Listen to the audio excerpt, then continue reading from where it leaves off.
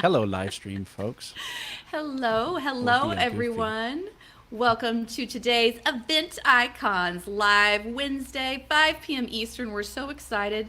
Today, we're going to be talking about a topic that, I think I know I need more of. I'm Lindsay, and that's Brandt. And we've got Kelly Treadway here to talk about wellness and event profs. What's cool in 2020? Hi, everyone. Thanks for having me today, you guys.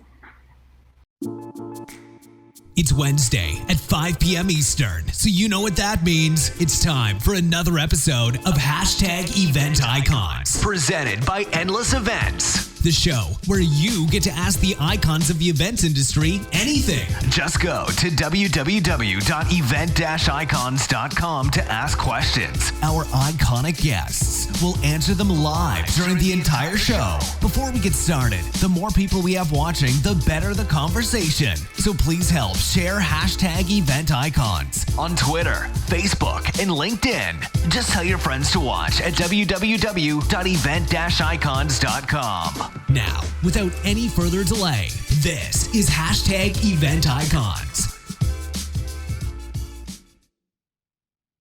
All right. Well, we're coming back in. Let's get right down to it. We're going to chat with the icons of the event industry, and you're a 3-time icon. I was going back and doing all this great research, and you've come on and you've talked about grooming new icons in the events industry, and then talking about staying healthy back in episode 47. So you can catch her in episode 31 and episode 47 if you want to get a little bit more. But today we're going to talk about what's hip in 2020 and really what it is. So Kelly, tell us a little bit, catch us up what you've been doing, and reintroduce yourself, just that snippet for those who might not be familiar with you. Yeah, so I was surprised myself when you gave me the episodes that I was in, that the first one was 2017. I was like, what? How is that possible? That's crazy. So yeah, I'm happy to be back here, and we're definitely, since the first time I spoke about health and wellness in our industry, we've definitely seen a shift happening, a movement beginning to happen across all of the different associations and different conferences. I am an event professional myself. This is my 23rd year in the industry this year. That's amazing. Yeah, right. I have been in all areas of the industry. I started out in venue management, opening up rental departments for venues. I moved into catering. I've been in hotels. I've been in on the rental side, on the entertainment side, and I've always been in sales and marketing of it. And that's kind of what got me into opening Event Curious, which is my digital marketing company for special event companies.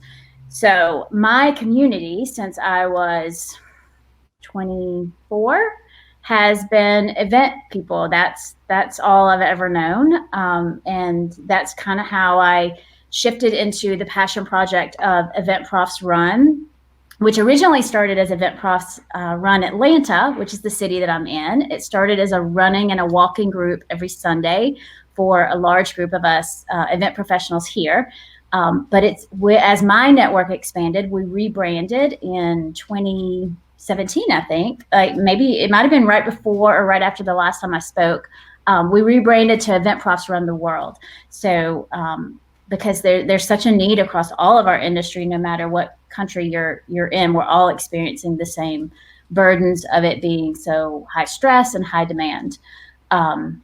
So we've been several years into it now. I think when I did the count this year, or this in January, we now reach on a daily basis, I think 15,000 across all of our platforms. Wow, that's amazing. Yeah, and that's not including the times that I go. I'll speak 4 to 6 times a year on the topic at the different associations, and so we're reaching people, and we're starting to see a shift in.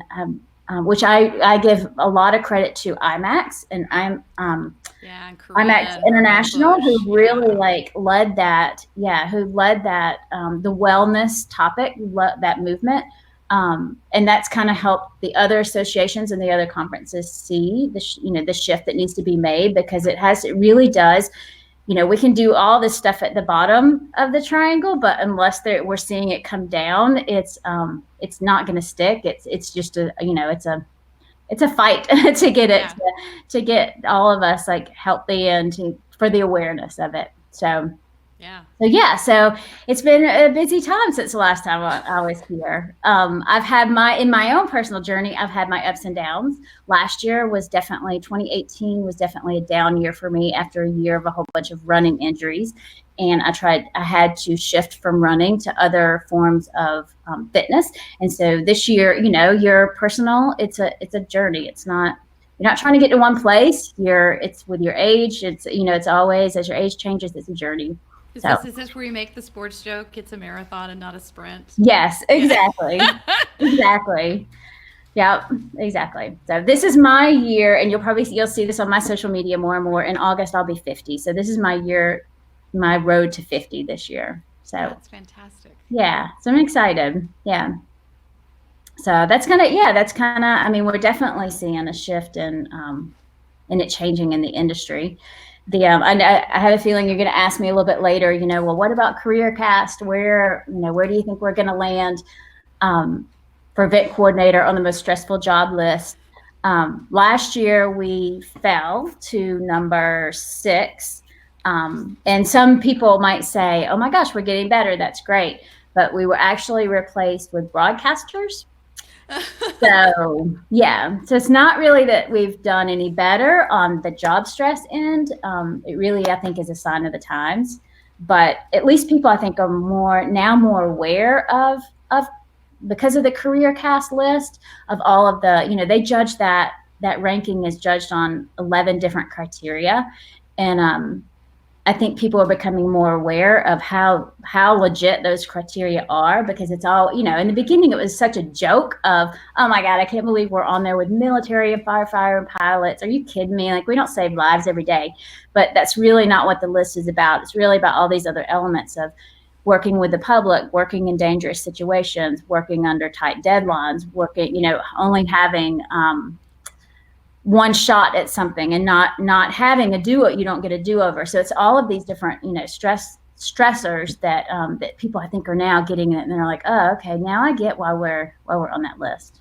I think those are the things they never put on the recruiting poster. Like, it's the stuff we always like. Alex Plaxton and I joke all the time about how it's actually a badge of honor that the job role is on the top stress lists. Yes. But it's not. It makes me very sad. Yeah, it makes me sad. And sometimes I'll see on social media, I'll see people posting, the crazy picture of Barbie and what she looks like, having had a crazy week, and they wear it as a badge. And I'm like, that's not a badge. That's not a badge for the company that's employed you, because that's also reflects on them as an employer.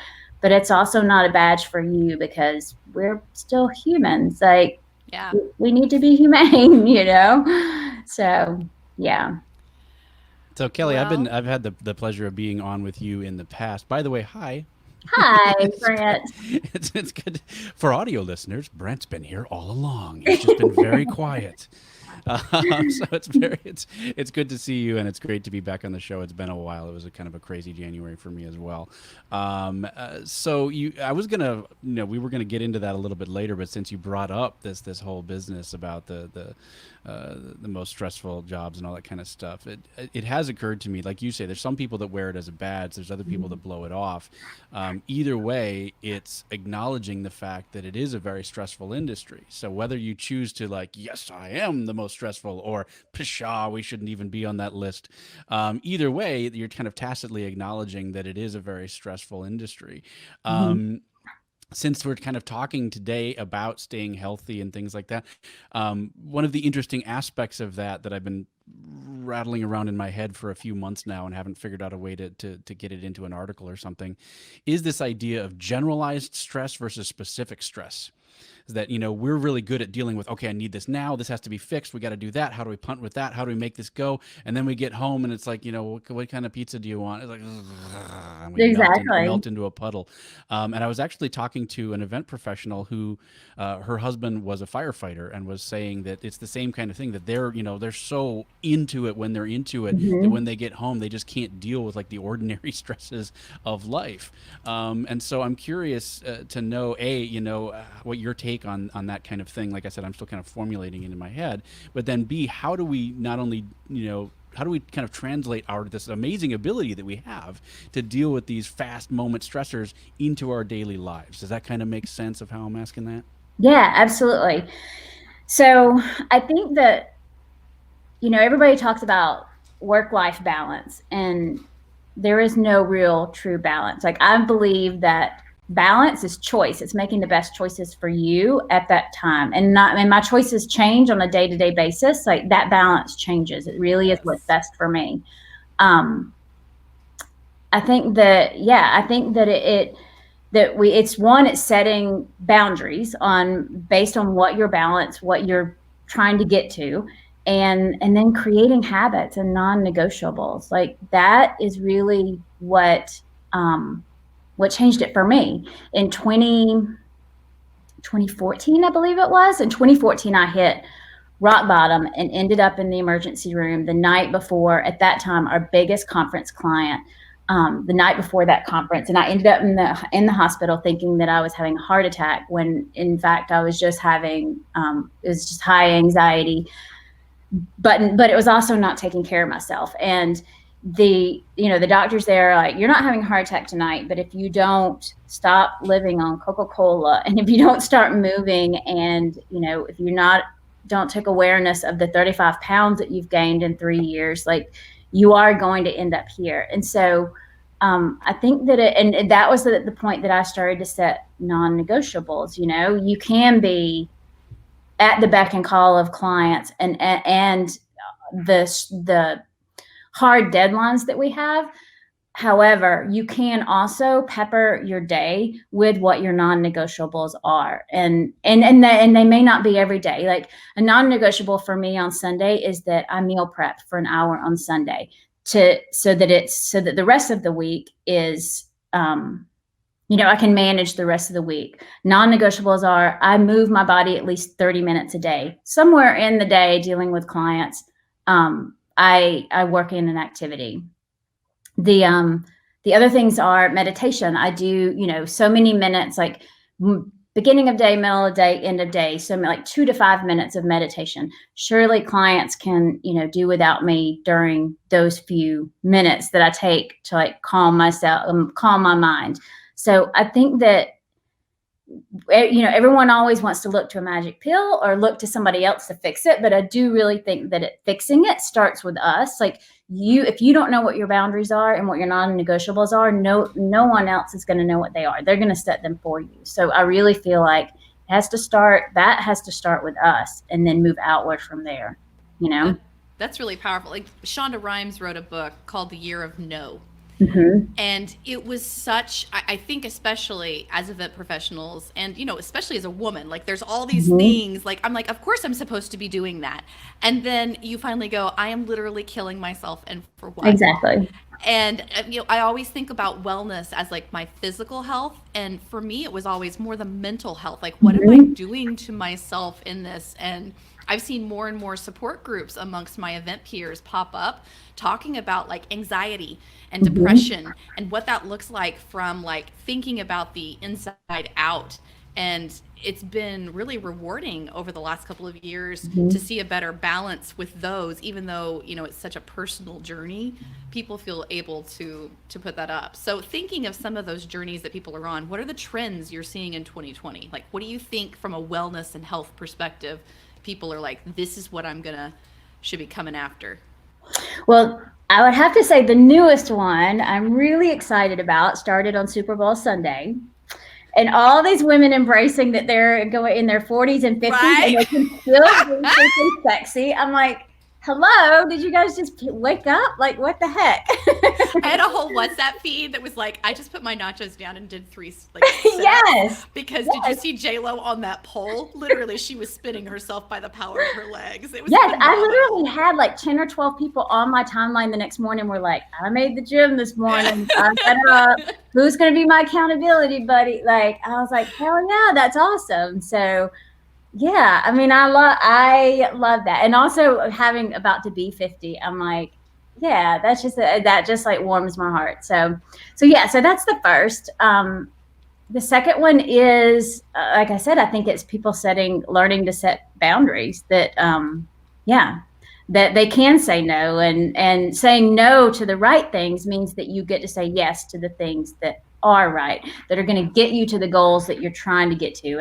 And that's really hard in our industry, because I think because we're so passionate about what we do, and a lot of us are creatives. And so even myself, we'll get clients that come to us with these products or projects that really aren't in our wheelhouse, or really are a little bit off from what we normally do. And I'll be like, oh my God, this would be amazing to do. And I have visions of this and this. And I'm like, is that really taking us to where we're trying to get as a company? So I think for creatives and really passionate people like we are, sometimes saying no is hard.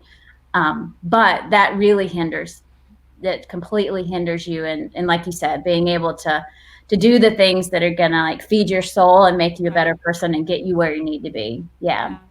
You've hit on like 5 things in like the last 2 sentences that I want to go off on. So that's just, please, let's come back to the ability to say no. But in the short term, you mentioned doing meditation, and it's definitely something that has helped me tremendously with that those stress levels and those anxiety levels and that generalized anxiety that I was talking about. I use Headspace for that. I'm curious to know if there are other apps and technology that you're using or would recommend people use, as part of their wellness journey. Yeah, I love Headspace. I've been doing Headspace probably, I don't know, 3-4 years. I love Headspace. I've also tried Calm. I don't know if you've tried Calm. It's another they have a free option as well. But like you, Brandt, I had been doing just meditating like once a day, like 3 minutes once a day. And what I realized was that my day, like I plan my day out on Trello every day, so that every client is covered on a Trello board. And in that, I make sure that my wellness, that the things that I need to accomplish that day are in there. And what I realized was that I would be mellow at the beginning of the day because I had meditated, but then by the middle of the day, I was like high anxiety, and then I couldn't get to sleep. And so that's when I started. I divided in the mornings, I do 2 minutes. So I just do a short. In the afternoon, I'll do 3 minutes. And then before bed, I actually do 5 minutes. And I usually, 99% of the time, I'll do it on Headspace. I'll use one of theirs. Yeah, because there's so many different types. And their guy he has a voice from heaven. So he's just amazing. But if I don't do that, you can also on YouTube, if you haven't signed up for Headspace, if you go to YouTube and you just type in 2-minute guided meditation, or 3 minute or whatever amount of minutes, you get tons of them. And some of them are really good. Like every now and then I'll rotate some of those in. So yeah, so that's kind of guerrilla, finding it. Yeah, and what I do like about that particular app, Headspace, is the guy's voice is like butter. Yeah. I mean, it's butter in your ears, which Yes. that doesn't sound good, but trust me, it is. But it also, because it's got so many different topics that it keeps me interested. That it's not just the same thing over and over again of listening to your breath and all that. It's actually got kind of a point to it on a lot of the things. And there's always something that we can be working on. And I just kind of finished one up, and it's like the next one. Oh, look, there's one on like creativity and like being your most creative self. I'm like, that sounds fun.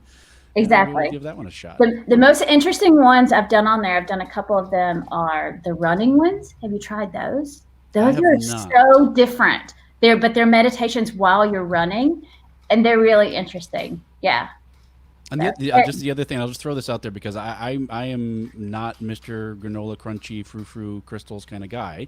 If you're that kind of person, that's totally fine.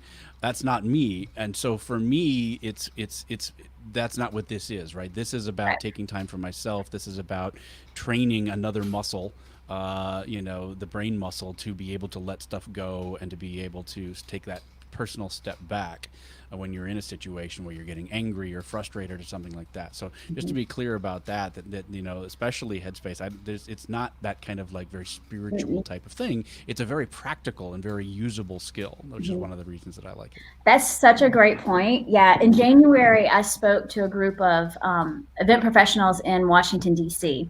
And when we got to the Q&A section, or part of the session, somebody said something like that. They're like, that's so frou-frou for me or whatever. And I'm like, girl, I meditate in the morning while I sit up in bed. Like there's nowhere in my house that's like set up as my meditation spot. Like it happens where it happens. And yeah. And I mean, it can even be while I'm walking on the treadmill or doing other stuff. Yeah, it's such a practical. It doesn't have to be like, it's not this ethereal and you don't need special clothes. You don't need pillows. Yeah, yeah, you don't need to get the patchouli going. Exactly. Yep. Exactly. That's the truth. Though. The other, I'm sorry. Go ahead. I was going to say the other app that I'll recommend is because I've talked a little bit so far. I've chatted a little bit about habits. Is a app called Today.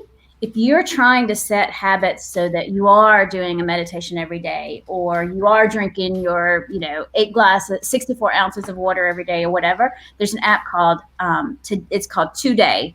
And it's perfect for setting up habits. And then you can set it up. It's free as well, but you can set it up where after so many days of doing it, it'll send you a notice for a reward. And so, and so if you set your own reward in there of like, I don't know, I think last year I did it when I was trying to take better care of my nails, and it was like after 7 days of taking care of my nails, I get a manicure, that kind of thing. So it's kind of a fun app if you're trying to make some changes in your life. Very cool. Yeah. Sorry, Lindsay, what were you going to say? No, I was going to be meditation because I'm not a big meditation person, but it's been popping up. We had another guest who came on, Mark Gronowski, who's G2 Planet's CEO. Mm-hmm. And Mark is about as far from someone who meditates as I would ever think. And he was like, no, it's philosophical for me. He goes, I could be sitting there looking at my computer and just finding that inner something. He goes, and he says it so much more eloquently. So go and find the episode with Mark and Nicole Ashibaru. But it's fascinating that that's really a trend that's taking off because so frequently, like you and I were talking about before we came on the air, like we're on airplanes, we're in conference rooms, we're in convention centers, we're backstage, we're on stage. Like there's never just necessarily a place where even if you did have a meditation corner or someplace like that, that would be able to hold you accountable so that you sat down and let your patchouli stick. Yeah. I have a funny story about, and I hadn't even thought about this until my husband said it, but last week, I'm type A, so I'm really high strung about things, and I have a rapid heartbeat 24/7, which I'm constantly working on. And last week there was a point in the day where my heart rate just like skyrocketed. And in my head, I was like, we're not doing this right now. And I just zoned out and like brought my heart rate down. And I was mentioning that to my husband, and he's like, you're finally, it's sinking in. Like once you've practiced it for so long, you can start to control not your feelings, but how you react to what you're going through. It's just, it's really powerful. And it's such an easy, free thing that you can do, Yeah. Well, so aside from the mental health piece, let's talk about food. Because this is a piece where, stress eating, I'm actually sitting here, we've got something coming up, and I'm like, I don't have any chocolate in the house. I need chocolate in the house. But people are like, have you tried keto? Have you tried this diet or tried that? And I'm like, I don't know. Is keto the answer? Is kale the answer? Because if it is, I'm going to fail. So, because they don't have kale at the Admirals Club. Help me find the answer. So what's the answer to eating healthy? How can event professionals kind of find the things they need to keep them going that won't have them gaining that weight? So food is people are passionate about their food, and it is so polarizing that before this year, it was a very small piece of my presentation that I did for event profs. But at last year, I really started to zone in on nutrition, and I thought that I ate clean before, but I really started to hone in and dive deep on like what was I eating, and was it the right things to be eating, and was it enough protein, and all these things. And by doing that research, I realized that they say your health results, 80% of that is nutrition, comes from nutrition. And what is it? I can't remember the percentage. Like 80-90% of your serotonin is produced in your gut. So your happiness really does come from like how healthy your gut is. And so because of that, I have added, this year, I've added more talk about nutrition into my talks. And I'm not the biggest fan of keto.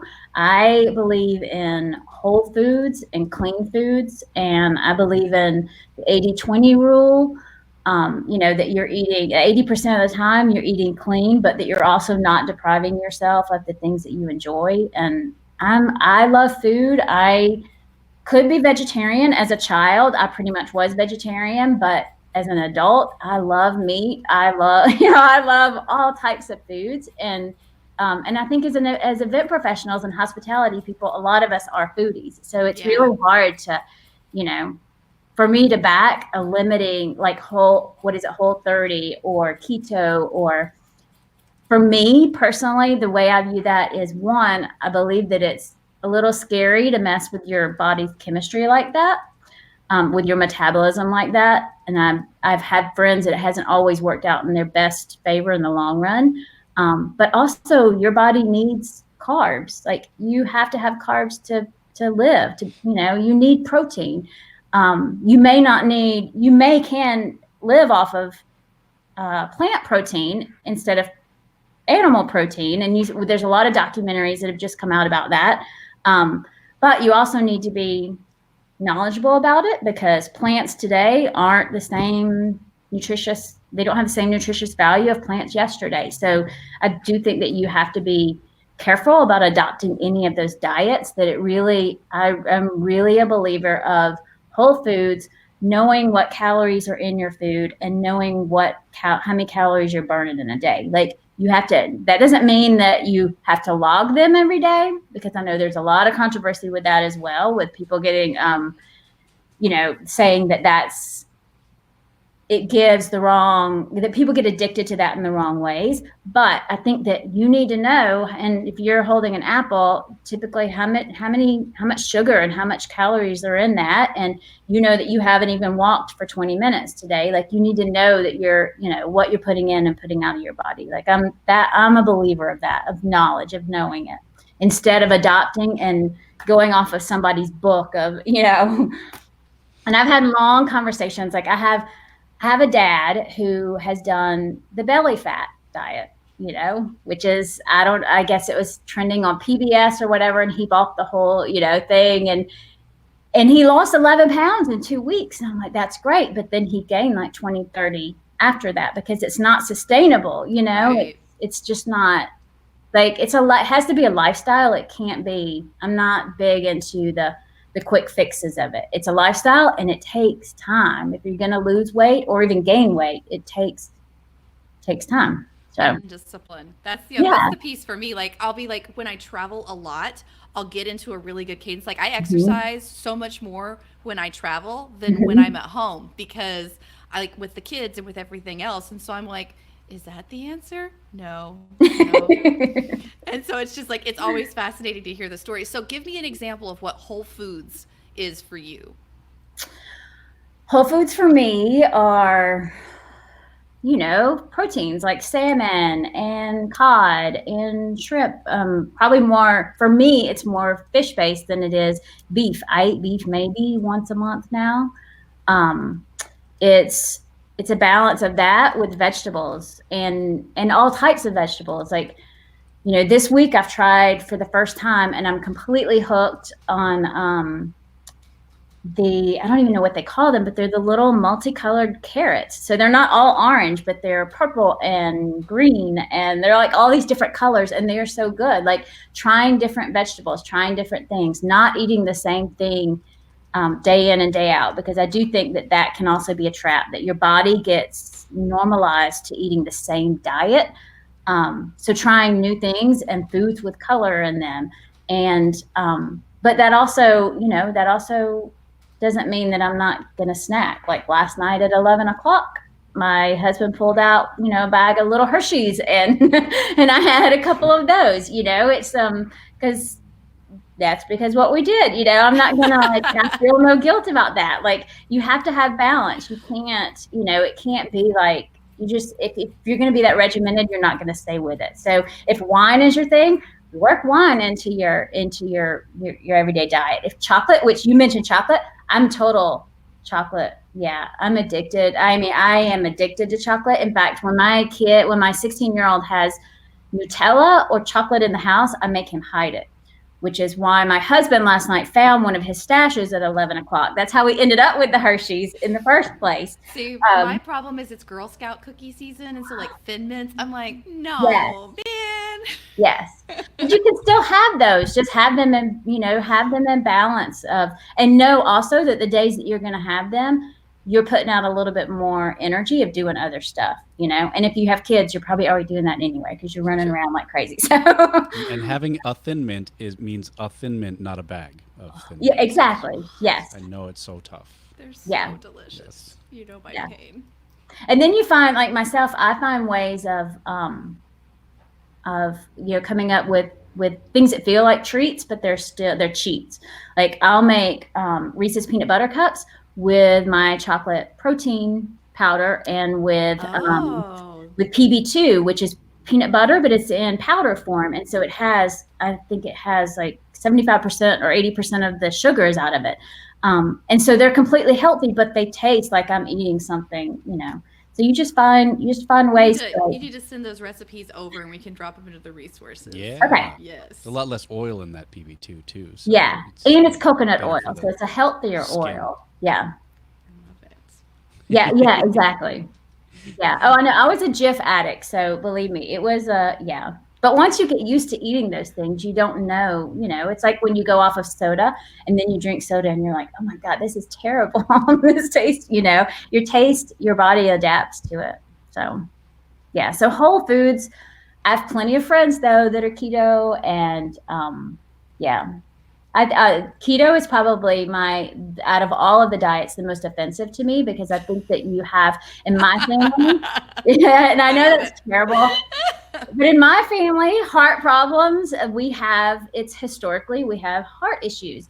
And that diet is high in fat. And so I've had this conversation over and over with my dad. And I'm like, that is not the best diet for you. Like, yeah, I just think you have to, there's so many different factors you have to take into consideration if you're going to try a trending diet. And also look at what it's being called today, because some of them just change names every 10 years. And so you can go back and look and see that how many people had issues with the Atkins diet and what it is today. It's just changed its name. It's been repackaged, it's kind of like, it's just been repackaged. Yeah, keto's not much different than Atkins. So no. And I've nice. known many people who've messed up their metabolism. They were fine in their 20s, but when they got to their 40s, they completely screwed up their metabolism. So, and that's not, you're already dealing with as a female, you're already dealing with hormonal changes. You don't want to be dealing with that as well. So I know people are so passionate about nutrition. No, I'm just excited you didn't say like only kale was the answer. It's one of the reasons like I visit Southern California and I'm like, really? That's the only thing in LAX? Can't we have a burger bar somewhere? That'd be great. The Texan down here needs it. I know. I love going to California. My daughter's vegetarian actually. And she and I love traveling to California because we can find anything that we can eat everywhere. And my husband and my son are like, oh my God, we're dying. Like they're meat and potatoes, potato guys. It's like they're dying of all that stuff. But yeah, it's so funny regionally how that is. I met with an event professional recently, she's a minister, and she was telling me that she follows the Blue Zone diet. Have you guys heard about this? It's not really a diet, but they do that in Fort Worth. It's like a citywide initiative actually by our mayor. Yeah. So the blue zones are anywhere, they're all over the world, and they're areas where people live the longest and And there are all these different factors for it. And so she said that when she travels, her and her family, her 2 boys, they travel to areas that are blue zones so that they can stay like the healthiest of.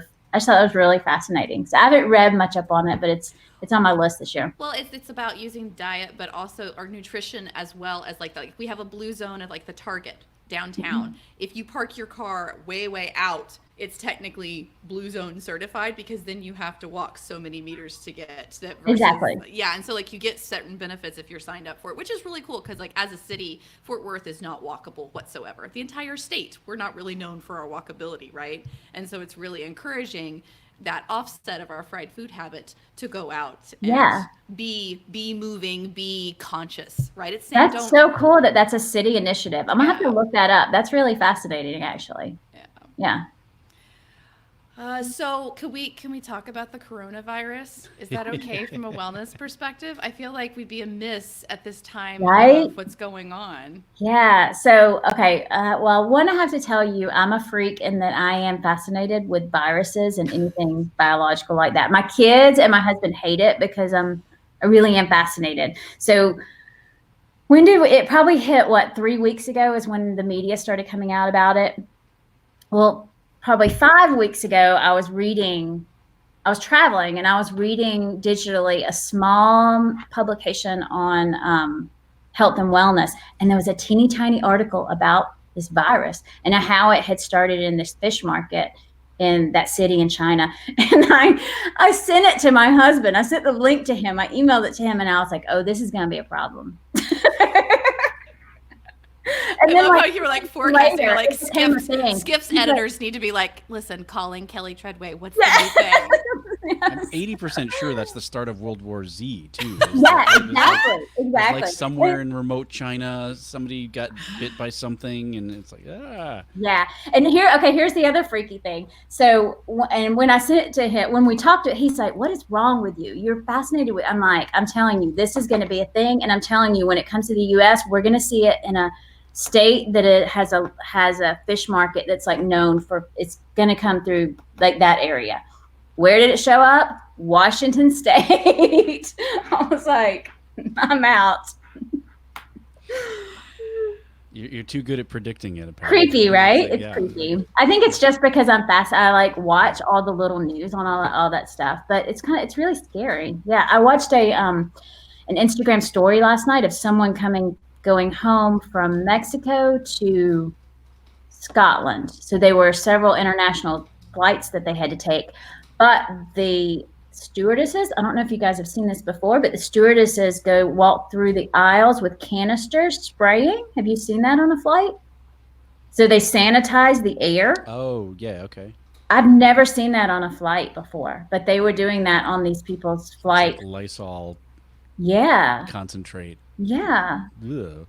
Right, that's what I said. And everybody was like covering their nose and everything. I mean, but there was nowhere that you could go, and they obviously felt that they needed to do that. But I was like, seems like there has to be a better way than like a better with a filtration system or something in these airplanes. Like, I don't know. I was on an Emirates flight that was going. Where are we going from? Somewhere in the Middle East, and like halfway through the flight, the air filtration, it was almost like essential oils, because it was a 6-hour flight, and so it would kind of come through, and it was almost like freshening, but it also had like that, you know how there's a tang of disinfectant behind it. Yeah. But so I was like, oh, that's interesting, because it wasn't necessarily something. It's probably the same thing. Yeah. When I mentioned it to my husband, he's like, oh yeah, I've seen that on travel videos on in other countries on trains. They do it a lot on trains. So I don't know if it's something we'll start seeing here in the U.S. or not. One of the fun things about what we do, right, is we get windows into all of these other worlds. And one of the events that I used to work on is so the University of Minnesota has one of the like biggest epidemiology like research things in the world, like the guy who was like the guy around swine flu and bird flu and all that kind of stuff. And so he would come out and like every year basically we're doomed, and then we survive another year. It's like a whole keynote distilled into 2 words, basically, and we're screwed. Exactly. So but it was fascinating stuff. You're absolutely right when you kind of get into how it works and how it could go horribly wrong. Mm-hmm. Though, listeners, I do want to say, if you've been reading in the United States, a lot of it, if you are traveling internationally, many of the flights to Asia have been cutting back. I saw this morning that Cathay Pacific is actually taking a voluntary furlough for some of its airline attendants, kind of going in, and they're kind of thinking about it so they can really compress it. If you're going to Europe and the Middle East, that it's a very small group of people who've been affected. And so I think for most of us traveling, Kelly, wouldn't you agree that the threat is small, but be mindful, be aware, just like you are anytime you get on an airplane in high flu season, no matter what virus is handling out there. Exactly. Yeah. You just have to be mindful. And if you're going to touch things above your head or your armrest, then don't touch your face and make sure you're washing your hands. And if you're like one of my last flights, the girl next to me had a terrible hacking, the whole flight hacking, and I had on a turtleneck. Here come my turtleneck. Most of the flight, my turtleneck was above my nose. You just have to be aware of, and take precaution. Yeah. So, and more, I have to say, I am seeing people wear the mask even on U.S. domestic flights. So, interesting. See, Flying back from my last trip, that was a topic of conversation. I was like, what would it take for you to wear the mask? And the answers were all over the map. I mean, for me, I was like, it'd probably take a lot. I mean, it would be like, it's here, it's all over the place, we're all going to die, for me to wear the mask around the airport. I love how he escalates immediately to 11. There's no halfway. And then other people were like, actually, if I just wasn't feeling well, I would probably do it. It's like, well, okay, but have you? Well, no. Well, okay. Just so it is interesting, and it definitely seems to be cultural to a certain extent, depending on where you are in the world. It's so cultural. Asia Pacific definitely seems to do that a lot more, even before there's a terrible outbreak. Which is interesting, because you would think that that's much more of a sign of respect, that, hey, I'm not, I have to travel for whatever reasons, but I may have something, so here, let me put this on. Mm-hmm. We don't get that. I don't think that we get that in the United States yet, though. Even I was having a conversation with my mom, who's a breast cancer survivor, and she was telling me a story about masks, that one day she was in the waiting room, and there was a little girl in there who was ill, but she was there with a family member, and she said, in no time flat did the receptionist come out and put a mask over that little girl's face. And her mom got really angry about it. But she got angry, and so my mom was like, she was talking about how rude that was. I'm like, I don't think as Americans it's such a cultural thing. We don't think about that. We just don't think about other space like that. I don't feel like, and I don't understand why that is, because if you look at the numbers of flu, they're higher than that of the coronavirus, of how many people have died this year from it. So I don't know what the numbers are. And that's our work-life balance too, because this is from a wealth and healthness perspective, because we will come in no matter what. I had an event manager once who, she was diagnosed with the chicken pox as an adult. We were on site in San Jose, and she was trying to come on site. Oh, and I was my goodness. No, the Fairmont is beautiful. You stay in the Fairmont and you do not move. We're going to shut the door, and we are going to open food through a window. Exactly. But I was at CES. We had somebody else. She had a kidney stone, and it's just, we're trained as event profs to do it no matter what, even to the detriment around us. So exactly. I would say that reflects on the company, though. I think that you need strong leaders that then step in and say, that's not, kind of like you've done with your employees and taking time off. That's not a priority. You are the priority to us. This is our policy on that. This is our culture for that. Yeah. It takes the leaders to dictate that, because if we're left to our own devices, we're going to be led by our passion and our work ethic, and the beauty of the event, and the fear of not having a job. I mean, let's go ahead and just say it, because for some of them that really is it. Exactly. All right, so you guys have actually circled back to kind of where I wanted to go, which was this idea of being able to say no. You talked about these. These are my priorities. I forgot the phrasing that you used, the out of bounds, the non-negotiables. That's what it was. Mm-hmm. So let's talk a little bit more about, to a certain extent, I feel it comes with age, this being able to say no. I think the younger you are in your career, the younger you are in your in an industry or something like that, you're less likely to, or even in a relationship with a client and vendor type relationship.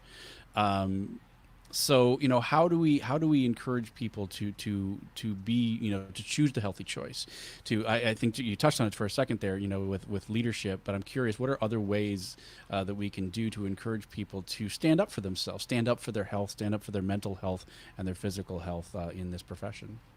Well, one of the things I would, when you mentioned the younger people, I do think that is a trend we're seeing, that the millennials, they are much better at standing up for setting the boundaries and standing up than Gen Z or what are we, Gen X? We're Gen And X. Gen X was, yeah, who are people pleasers. And, the millennials they seem to set their boundaries about health and being overworked or overachieving. They have better boundaries than we have. I still can't tell. I have a child in both generations, and I still can't tell what that next generation is going to be like. So, because sometimes there's, my son is still 16, so he flows back and forth. But you're asking, what are other things that we can do? Just to encourage those healthy boundaries, to encourage those things. I mean, I even see it, I'm thinking a specific example that I'm trying not to give away, should they be listening, what it was. But it just sometimes, the back of my head is screaming, you need to just tell the customer no, what they're trying to do is impossible without really hurting someone, because a lot of times when we're dealing with content or something like that, it's like, well, we just need to make that change. Okay, well, do we need to make that change? Because that means we're going to have to call someone back back at the home office who's going to have to stay up until 1 o'clock in the morning, cranking that out so that it can get turned around and brought back for your show the next morning. And or do we need to educate the client? Yeah, exactly. Or is it just because in my experience, that if you just say, yeah, we can get a hold of him, he could probably have that turned around by 1 o'clock in the morning. That immediately is sending a message to the person. Oh, there's a person behind this request, a person who is now going to get taken away from their family to, go work on something on a Saturday because you couldn't decide whether it was EVP or executive vice president in the title. Oh my God, it's so true. And it's those kinds of things that, that's when I say, when I try and stand up for that person as a person and say, yeah, we can do that. We can do that. But just so you know, we'll have to call, just leaving those subtle breadcrumbs and then letting them figure out, you know what? Never mind. It's not a big deal. It's frequently what the answer is. Or, a CEO X, only loves this kind of music and, because they know them so well. And it's, he only loves Bruce Springsteen. So play a ton of Bruce Springsteen music. But then when you actually talk to the person, it's like, I don't know. I like whatever. Yeah, I think as far as clients, I think, like you said, sometimes they forget that at the end of what they're asking for, that there's a human that has to take action and execute it. And it's educating the client and setting realistic boundaries with the client and reminding them that just like they have a home life and have a family life and have time off, that you also have that. And I think that's really hard. I mean, you and I are probably more in the same world, Brandt, with digital content. And people do forget because they think that it's an easy, what you and I know is a lot of steps to finish something. They think it can just be done instantaneously. And it's not like that, We make it so financially putative that they can't. Like I'm saying, we can do that, but here's what it's going to cost. Right. Yeah. And like the number is so overwhelming, in addition to I love how Brandt says it because he's so polite in his, we're shaming you, even though we aren't necessarily understanding that we're shaming you. Mm-hmm. Yeah. It's definitely an art, because I have to say in our company, my husband is in the company as well. And my husband is better at that because I'm a people pleaser and he is more a practical person. And so it's definitely, I think that it's personality, certain personalities are better at setting those boundaries than others. But if like you did with your company, if you set the culture, if you set the standards, then you're giving them the template, you're giving them the words to use, the words to say, the parameters to stay in. You're empowering your employees to move forward with that. They're not trying to figure it out on their own. Like, I'll give you an example of that with our company. This month will be our 7-year anniversary. And when we first started, I would send emails at all hours of the night. And because I was, new company, I was working all hours of the night. But like year 2, what I realized is that my emails all hours of the night were stressing the people that were our employees. It was stressing them out because they felt like they needed to respond, or they needed to do something, or they needed to be on top of it at 7 a.m. the next day, even though we didn't open office until 10 a.m. So one of the things that I started doing was I use Boomerang, and I rarely send emails before 9:09 in the morning. It has to be very rare that I'll send emails. And that has I set the boundary respecting their peace of mind, because it wasn't that I needed anything from them, and they knew that as well, but it was peace of mind. And that means a lot. Talk about what is Boomerang? Boomerang is our email system is through Gmail Business. And so Boomerang means I can schedule it. So I might write it at 10 o'clock, but it's not scheduled until 9 o'clock the next morning. So, yeah. It's so funny that I was literally just talking to someone who just came back to work after maternity leave, and she was saying that just the way her mind is working right now, she's really at her most productive at like 9 o'clock at night. And so she was doing the same thing. So she's banging out emails and stuff like that. And she kind of had to realize, oh, you know what? This isn't the best for my team right now. And she started doing the same thing of like, so when you start seeing all my emails come through at 10 after 8, that's what it is. Yeah. And even if you're not supposed to do something, they still... They sit back there, and you're thinking the next morning, I got to rush and get the kids out so that I can get to that thing as fast as I need to. Do you know what I mean? It weighs on you. So why are you doing it? Like, it's going to be there at 9 o'clock. It's going to be the same. Like, it's not going anywhere. I mean, we do it, and we do transparency, because I do send them late at night, but some of ours too is like time zones. We're all over the place. Yeah. And so like sometimes, even if I set the Boomerang, because we also use Gmail, like it comes out. And so like we say it incredibly clearly in both our employee handbook, and then like at our stand-up every Monday, we say, all right, where in the world is everybody? And so it's like sometimes you're just going to get an email from Lindsay at 2 a.m. because that's when she's awake and like able to answer email. And if and so it's just like it's really that understanding. And I think the reiteration from the top, I love how you were talking about the triangle, like the top of that, and really the middle management too, saying, I am literally telling you to ignore me.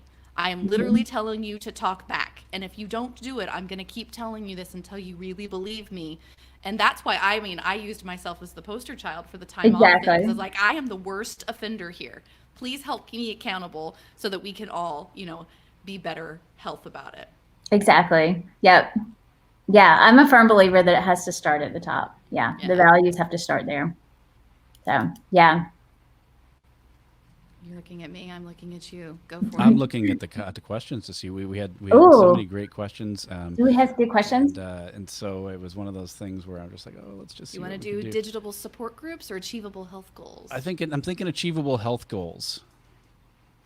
So that was one of the things that we were curious about. We've a lot of times, especially this time of year where we're still early in the year, right at the beginning of the year, we're like, okay, this year I'm going to do X, Y, and Z, and I'm going to lose 1,000 pounds, and I'm going to go to the gym every day.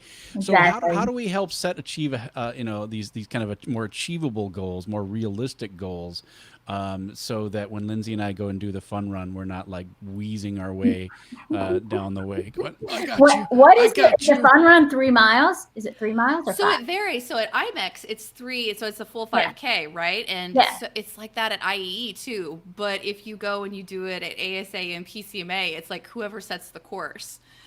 But like PCMA was in San Francisco, and so like there were a bunch of like granola people out there that I was trying to keep up with, and December was just a long, hard San Francisco is not an easy place to run. No, my friend. So there were so many hills, and I'd had a lot of champagne, and it was tough. It was real tough. The t-shirt was cute though. That's hilarious. Yeah, the IMEX run is one of my favorites because it's so flat. Yes. It's amazing. You're done with it and you're like, wait, that was it? It's so much fun. So I'm a big believer in baby steps, in taking, like, if you have a goal, if you have a health, fitness, wellness goal, to take it in baby steps and take it one habit at a time. And when you feel comfortable in that habit, then adding on. I think people, like you said, Brandt, I think at the beginning, especially like right before January 1st, everybody looks at this big picture of what they want, and they attack all of it at the same time. And then 2 weeks in, they're like, I'm freaking exhausted. I can't keep this up. Like, what the hell, like take it in baby steps. Yeah. And if anyone that's ever heard me speak, when I'm asked what's my number one, if I have to give a number one tip to any event professional, it's start with drinking water. Like, we are all walking around dehydrated humans. No one is drinking enough water. And just that small little change, you will start to see so many changes in your health, in the way that you look, in the way that your bowels move, and how clear-headed you are. Like, take things small. Like, start with your water consumption, and then start with nutrition. What steps can I take to eat healthier meals Monday, Wednesday, Friday, and still have my pizza on the weekend, or just take small steps in that way. The same with fitness. Like, you don't have to get out there and run 5-9 miles every day. Like, just start with walking. When I stopped running, because I trained for a marathon. I did the New York Marathon, and I trained for that. And then the year after that, I did half marathons all year. But that year I ended up with all these injuries. And when I stopped that, I literally brought it all the way back down to just walking, where I would walk. And I still have that as part of my, like today, earlier today, I had a 30-minute conference call with a client. I was on my treadmill. I did a half a mile on my treadmill while we did that call. It's just adding little things of movement into your day. It doesn't have to be so regimented. Like, start small. And then as you get more comfortable, or as you want it, because you get addicted to the adrenaline of it and the endorphins of it, you'll want to do more, So start small. Here's my problem is that, so I'm trying to drink more water and it's going great. And then I have to do an hour-long podcast at 4:00 in the afternoon. And then that gets really interesting. So we'll just leave it at that. Have you guys seen the meme going around that says, I should send you this so you can put it with the notes. And it basically says, if you're drinking the water that you're supposed to be, you will have no other time for anybody else's drama in the office. Like you're good to go. Yeah. I like that. Yeah. So if you see me bouncing on my bouncy ball here, it's not just because I'm high energy sometimes. Well, Lindsay, I think we need to start bringing this one home. Wait. I want to know, because I want to ask, because this is that question. So Brandt and I have this ongoing, like, what actually combats jet lag? Oh. Right? And so I feel like anybody who talks on this topic has to have an opinion. What do you think? And I think it's so funny because I feel like everybody's opinion is different. Oh, it's totally different. Yeah. Yeah. For me, it's hydration. It's drinking water and nothing else. And continuing to drink it, even though I hate airplane bathrooms, I force myself to drink it and go and utilize their facilities.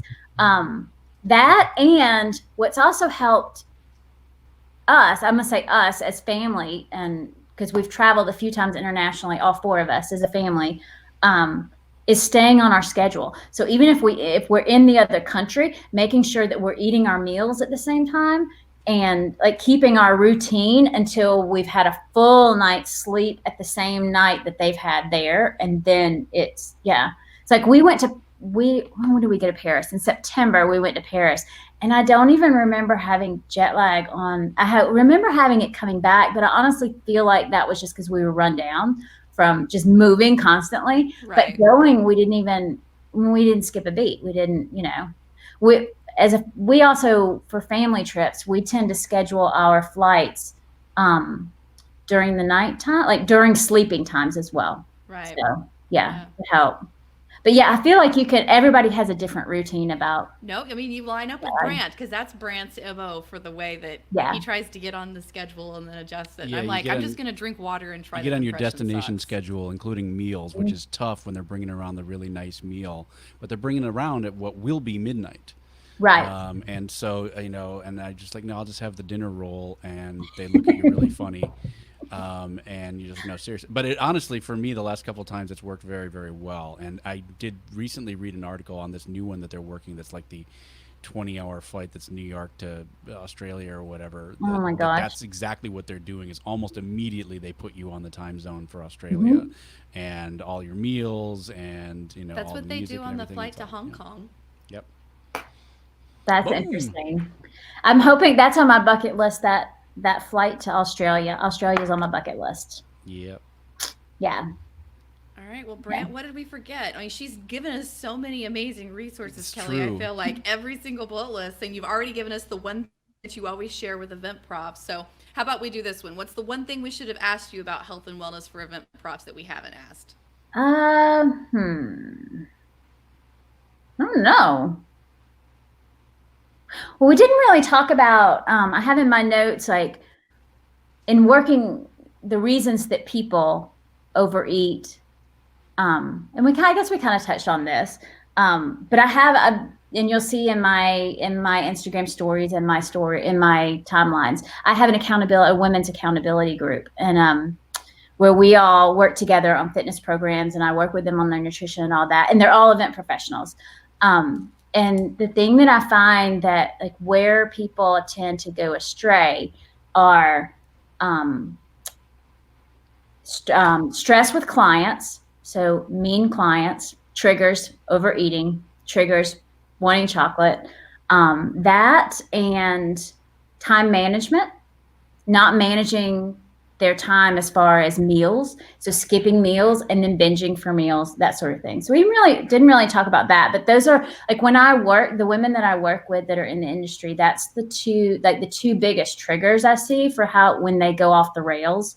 And so I did a boot camp on sugar, on being addicted to sugar. And that boot camp, we talked a lot about triggers. And I find that fascinating, especially in our industry, because I think they're so specific of, how we deal with so much of the public and so many different types of clients, that, yeah, it's almost like, I think of our job as almost like, what are the people that work for airlines at the front desk people? And so you're dealing with people of all ages, of all personalities, that's kind of the way our industry is. And so, yeah, so it's interesting the triggers that people have for things like that. But it's a domino effect. It triggers overeating. It triggers like you're wanting your sugar addiction. It triggers all these different things, And if you don't know what your triggers are, then you don't know why you're falling off of the wagon, So those are some of the things you really want to think about, like when you fall off of like, what set me off here? What could I have done differently? What's going on? And like you said, on the inside, that's like manifesting on the outside. Yeah. Boom. Boom. Boom. Mic drop. There you go. Well, Kelly, we do have to wrap it up. Where can folks find out more about you and what you're up to, what you're writing about, where you're speaking, all those kinds of good things? Follow me on Instagram at FitCuriousKelly. That's probably the first place. And then you can also, if you want articles, you can follow Twitter. We post articles every day, nutrition and fitness, wellness articles that we try and go from the angle that's specific to the event professional, what will help them.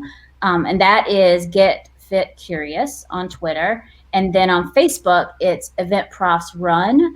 And we do different articles on that platform as well. So, yeah. Fantastic. Well, thanks so much for joining us. We really appreciate it. Yeah, thank you for having me, you guys. Yay. And Lindsay, it's been forever. I know. I'm like, oh my God, it's so good to see your face. We should hang out online on Wednesdays some more. We should do things. We should do like a show together sometime.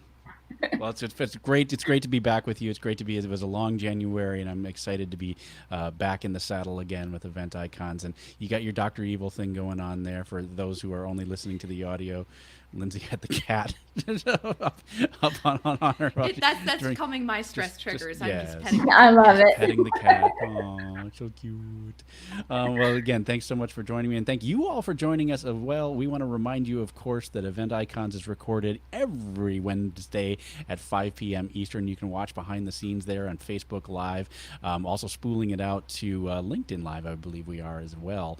We're releasing them the following Tuesday on iTunes, Pocket Cast, Stitcher, all of the casts, all of the pockets, all of the tunes. Actually, we got to update this closing. iTunes is no more. There is no more iTunes. We got to fix these things back up. So it's going to have to be Apple Podcasts, Pocket Casts, Google Podcasts, or whatever casting app you want to use. And of course, event-icons.com. You're going to see all the show notes there, all the links to all the resources that are shared. The best way is, of course, to join us live. You can join us each and every week as we record this, like I say, 5 p.m. Eastern, event-icons.com. You can sign up there and find out all the details there. We want to know what you think. Be sure and use the Twitter hashtag #EventIcons, or go ahead there, join the Event Icons Facebook group. I'm sure Will's probably got one set up for LinkedIn as well. Let us know what icons you want to be seeing on this very show. We want to find out about the topics that you want to know about. Thank you all so much for joining us, and we'll see you next week on Event Icons. Thank you for joining us for another amazing episode of #EventIcons. To catch all the bonus content, resources mentioned, and an invite to our Facebook and LinkedIn groups, Head to www.event-icons.com. Also, let us know what you thought about this week's episode. Share your biggest takeaway. Just tag your post with #EventIcons. We'd love to hear from you. Thank you again for joining us. We'll see you next Wednesday at 5 p.m. Eastern, right here on #EventIcons.